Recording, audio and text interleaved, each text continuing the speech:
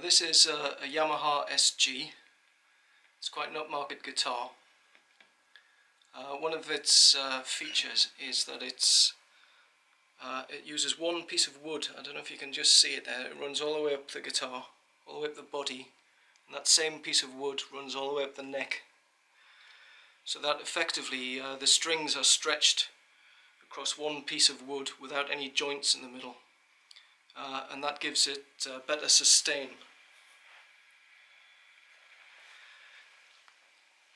This is a guitar I made myself, and it kind of uses the same principle.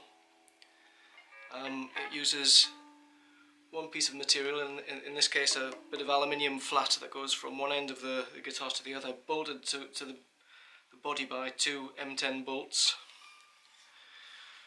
And the body used to be a breadboard. There's a pickup here and a couple of controls and a jack plug, but basically that's all there is to it. And it sounds like this.